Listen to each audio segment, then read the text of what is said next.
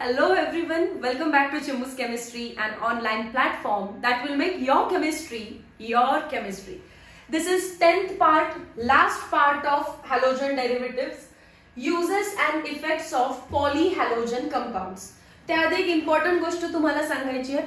हा आपला last part असणार आहे आणि जे एक्सरसाइज सॉल्विंग सेशन आहे हे मी अल्फा बॅच मध्ये अपलोड करणार आहे. अल्फा बॅच काय आहे हे जर जाणून घ्यायचं असेल तर या व्हिडिओवरती क्लिक करा. इथे तुम्हाला त्याची इन्फॉर्मेशन कम्प्लिटली मिळून जाईल. अल्फा बॅच एक अशी बॅच आहे जे 12th स्टँडर्डच्या मुलांना बोर्ड एक्झाम्स आणि सीईटीचं प्रिपरेशन करून घेईल, ज्याच्यामध्ये डिटेल थेरी लेक्चर्स अपलोड केलेले आहेत.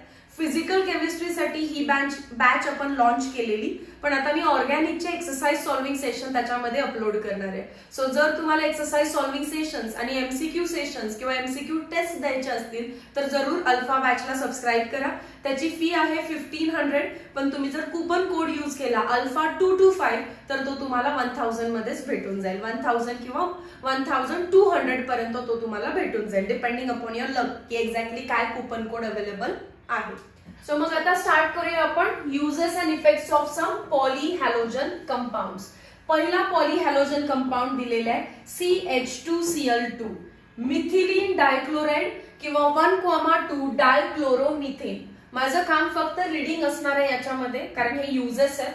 इट इज कलरलेस, प्रॉपर्टी सांगितलेली आहे, कलरलेस लिक्विड आहे आणि त्याला आहे एक स्वीटचा अरोमा. तो कशासाठी यूज केला जातो? It is used as solvent and it is used as propellant in aerosols. Over exposure to dichloromethane causes, त्याचे साइड इफेक्ट्स काय आहेत? जर तुम्ही जास्त वेळ डायक्लोरोमिथेनच्या संपर्कात राहिला तर dizziness, fatigue, nausea, headache, numbness, weakness यासारखे तुम्हाला इल इफेक्ट्स म्हणजे आजार जाणवायला लागू शकतात. It is highly dangerous if it comes in direct contact with eyes. आईजच्या कॉन्टॅक्ट मध्ये आल्यानंतर डायरेक्टली कॉर्नियाच डॅमेज होतो. ठीक आहे. सो याचा अर्थ आपल्याला 2-3 गोष्टी फार इम्पॉर्टंटली लक्षात ठेवायचं आहे. पहिला, colourless liquid having sweet smell. दुसरं, यूज त्याला सॉल्वंट आणि प्रोपेलंट म्हणून यूज केलं जातं. आणि तिसरं, त्याचे फार ऍडव्हर्स इफेक्ट आहेत जर त्याचा ओव्हर यूज झाला तर. सेकंड कंपाऊंड कोण दिलेला आहे? क्लोरोफॉर्म. क्लोरोफॉर्म म्हणजे CHCl3. Don't forget to like, share and subscribe जर तुम्हाला ही पूर्ण हॅलोजन डेरिव्हेटिव्हची सिरीज आवडली असेल तर. सो क्लोरोफॉर्म, क्लोरोफॉर्मचं दुसरं नाव आहे trichloromethane. Again it is colourless liquid with sweet smell. So again same point इथे आलेला आहे. त्याच्यानंतर त्याचा यूज काय आहे तर क्लोरोफॉर्म हा रेफ्रिजरंट R22 मध्ये यूज केला जातो क्लोरोफ्लोरोमिथेनच्या प्रिपरेशन मध्ये. क्लोरोफ्लोरोमिथेन म्हणजेच काय असणार आहे? क्लोरोफ्लोरोमिथेन. मिथेन म्हणजे आता हायड्रोजन किती असणार याचे 2, कारण 2 हायड्रोजन आहेत, बाकीचे 2 सबस्टिट्यूट केलेत फ्लोरीन आणि क्लोरीनने. याच्यापासून हे बनवायचंय. क्लोरोफॉर्म पासून आपण क्लोरोफ्लोरोमिथेन बनवू शकतो and this is called as refrigerant 22 R22. It is used as solvent. त्याला आपण सॉल्वंट मधून पण यूज करू शकतो. परत chloroform causes depression in central nervous system. CNS वरती इफेक्ट करतो म्हणून त्याला आपण अॅनेस्थेटिक एजंट भूल देण्यासाठी वापरतात. खूप जास्त कॉन्टॅक्ट आला तर ऍडव्हर्स इफेक्ट आहेत like fatigue, dizziness, headache. Long time जर तुम्ही त्याच्या संपर्कात राहिला तर डायरेक्टली लिव्हर डॅमेज होऊ शकतं. Chloroform when exposed to air and light forms a poisonous compound phosgene, so it is stored in dark colored airtight bottles. क्लोरोफॉर्मला डार्क कलर एअरटाइट बॉटल मध्ये का ठेवलं जातं? गिव्ह रिझन विचारू शकतात ते आपल्याला. Because when it comes in contact with air or when it comes in contact with light, it gives rise to a poisonous substance called as phosphine. Chloroform CHCl3 जर long contact मध्ये ठेवला एअरच्या तर काय produce करणार आहे? Phosgene, which is a poisonous gas and that is why it is stored in dark colour light bottles. काय काय लक्षात ठेवणार? पहिला, कलरलेस लिक्विड आहे पण त्याच्याकडे एक स्वीटचा स्मेल आहे. पण तो जर स्मेल तुम्ही घेतला तर तुम्हाला भूल चढू शकते बिकॉज इट इज अॅनेस्थेटिक एजंट. तो सॉल्वंट म्हणून पण वापरला जातो आणि लॉंग ड्युरेशन एक्सपोजर झालं तर हेडेक, डिझीनेस, वीकनेस असे आपल्याला जे काही आजार आहेत ते होतात. आणि खूपच लॉंग ड्युरेशन झालं तर लिव्हर फेल होऊ शकतं. एअरच्या कॉन्टॅक्ट मध्ये आलं तर फॉस्जिन बनतं, which is poisonous gas and hence it is stored in dark coloured bottles. Next compound दिलेला आपल्याला CCl4 carbon tetrachloride. First point again same आहे, colourless liquid with sweet smell. Use again same आहे, हा सुद्धा solvent म्हणून use केला जातो, पण this is carcinogenic, cancer causing आहे. CCl4 चा long exposure central nervous system वर इफेक्ट करतोच, शिवाय कार्सिनोजेनिक पण आहे आणि it is used as cleaning agent. पण एक्सपोजर जास्त नसलं पाहिजे, अदरवाइज ऍडव्हर्स इफेक्ट आहेत त्याचेही. And it is called as green house gas. Important 1 mark. Which of the following is green house gas? Carbon dioxide तर आपल्याला माहितीच आहे, पण CO2 ऑप्शन मध्ये नसेल तर आपल्याला काय टिक करायचंय? CCl4 carbon tetra chloride. Next compound दिलेला आहे आयोडोफॉर्म. आयोडोफॉर्मचा फॉर्म्युला काय असतो? CHI3. आयोडोफॉर्मचे काय यूज आहेत बघूया. It is yellow crystalline substance with disagreeable smell, म्हणजे याचा स्मेल चांगला नाहीये. पहिले 3 कंपाऊंड जे होते मिथिलीन डायक्लोराइड, त्याच्यानंतर क्लोरोफॉर्म, त्याच्यानंतर CCl4, त्यांचा स्मेल चांगला होता पण घ्यायचा नाही, अॅनेस्थेटिक एजंट पण आहेत त्यामध्ये काही. आणि हा जो आहे आयोडोफॉर्म त्याचा वासच चांगला नाहीये, शिवाय तो एक क्रिस्टलाइन सबस्टन्स आहे. It is used as antiseptic, म्हणजे आपल्याला जर काही जखम वगैरे झाली तर क्लीन करण्यासाठी आयोडीन कंपाऊंड जो वापरतात तो असतो iodoform. It causes irritation to skin, पण स्किनला ते औषध लावलं की आपल्याला माहिती आहे थोडंसं इरिटेट होतं किंवा आईज मध्ये पण इरिटेशन होतं. आईच्या कॉन्टॅक्ट मध्ये आणायचंच नाही आपल्याला. It causes respiratory irritation, breathing problem, dizziness, weakness, जे काही असं खराब वाला आहे ना फिलिंग आपल्याला होते, हेडेक होतो, डिझीनेस होतो, वीकनेस होतो, नॉसिया होतो, ते सगळं लिहायचं आणि सगळ्यांमध्ये लिहायचं. चारीमध्ये ऍडव्हर्स इफेक्ट आहे. ठीक आहे. आणि आता फ्रेऑन्स. What are freons? चॅप्टरच्या स्टार्ट मध्येच सांगितलेलं chlorofluorocarbons are called as freons, म्हणजे ज्याच्यामध्ये क्लोरीन असणारे, फ्लोरीन असणारे आणि कार्बन असणारे. Organic compound of chlorine, fluorine, that is chlorofluorocarbon, CFC are commonly used as refrigerants. त्यांना रेफ्रिजरंट्स मध्ये यूज केलं जातं. सच ॲज, मी 3 कंपाऊंड हायलाइट केले. फ्रेऑन 12 कोणाला म्हणायचं? डायक्लोरो डायफ्लोरो मिथेन. पहिलाच चार्ट बघा, पहिल्या पेज वरती दिलेला आहे.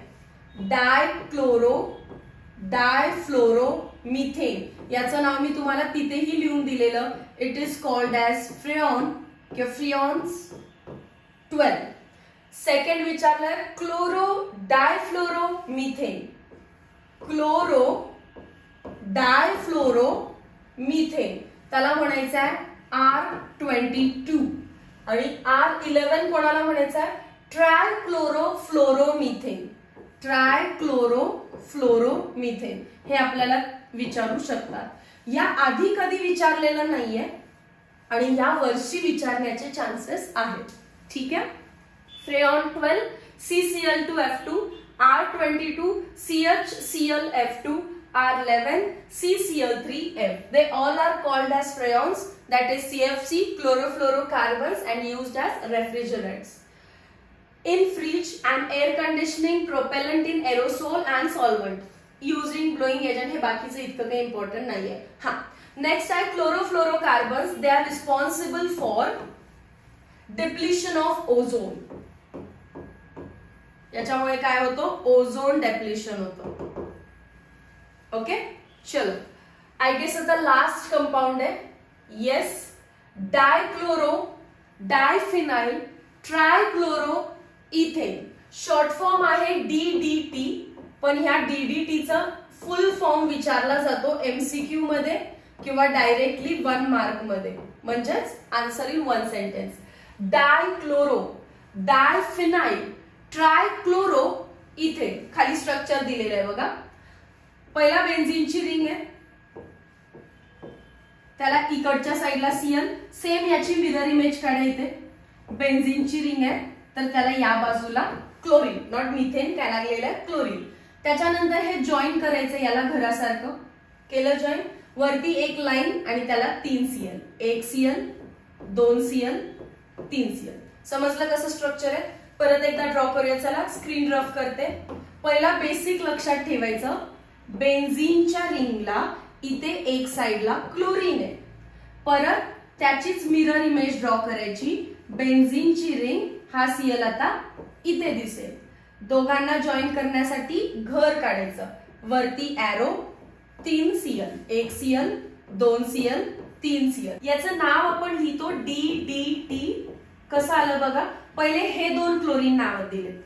2 क्लोरीन आहेत म्हणून काय म्हणायचं? डाय क्लोरो. परत ही एक बेन्झीनची रिंग, ही एक बेन्झीनची रिंग, पण बेन्झीन नाहीत लिहित, त्याला काय लिहितात रे? फिनाइल. सो ते झालं डाय फिनाइल. परत हे 3 क्लोरीन 1 2 3, त्याला काय लिहिलं? Try chloro. आणि परत किती कार्बन आहेत ज्याला आपण अजून नंबरिंग दिलेलं नाहीये? 1 2, दॅट इज इथे. Dichlorodiphenyltrichloroethane, that is nothing but DDT. याचा यूज एकच लक्षात ठेवा, it is use to kill insects, hence it is called as insecticide. ठीक आहे. पण आता DDT ला आपण रिप्लेस केलं, म्हणजे DDT चे हेल्थ वरती फारच ऍडव्हर्स इफेक्ट आहे. So DDT got replace by BHC, benzene hexachloride. आणि हे मी तुम्हाला शिकवणार आहे ग्रीन केमिस्ट्री या चॅप्टर मध्ये. So don't worry about that. आता तुम्हाला काय इम्पॉर्टंट आहे? DDT चा फुल फॉर्म, DDT चा स्ट्रक्चर आणि DDT चा यूज, इन्सेक्टिसाइड. आणि लास्ट लाईन बघा, तो बॅन केलाय कारण त्याचे जास्तच ऍडव्हर्स इफेक्ट आहेत. सो आय होप तुम्हाला सगळ्याचे युजेस नेमकं कशावरती फोकस करायचंय ते समजलं असेल. It was very loving journey की हा ऍक्च्युअल मध्ये जेवढे काही 10 व्हिडिओज आहेत हे जवळपास 3 ते 4 दिवसामध्ये सगळे रेकॉर्डिंग संपवलेले आहेत. इमेन्स हार्डवर्क केलेलं आहे. ऑफलाईनच्या शेड्यूल सोबत ऑनलाईनचं रेकॉर्डिंग मॅनेज करणं फार डिफिकल्ट टास्क होतं. बट तरी पण मनात टार्गेट सेट केलेलं की 10 व्हिडिओ झाल्याशिवाय गणपतीच्या सुट्टीला जायचंच नाहीये. अँड फायनली व्हिडिओज गणपती येण्याआधीच आता हे रेकॉर्ड झालं. आता एव्हरी डे 1 व्हिडिओ याप्रमाणे हे तुमच्याकडे 15 सप्टेंबर पासून आजपर्यंत, आज तुम्ही कधी हा व्हिडिओ बघताय आय डोंट नो, पण नक्कीच 10 व्हिडिओ तुम्ही डिटेलमध्ये बघितलेले असणार आहेत. सो हे जे हार्डवर्क आहे, ही जी सिरीज आहे तुम्हाला आवडली असेल तर नक्की एक लाईक तो बनताय, पटकन लाईक करून टाका. मी वेट करते. लाईक करा, चॅनलला सबस्क्राईब करा आणि ऍटलीस्ट 2 तुमच्या फ्रेंड्सना चॅनल शेअर करा प्लीज. ओके, 2 तुमच्या फ्रेंड्सना हे शेअर करा. आता राहिला विषय मॅम क्वेश्चन्स कसे येतात याच्यावरती.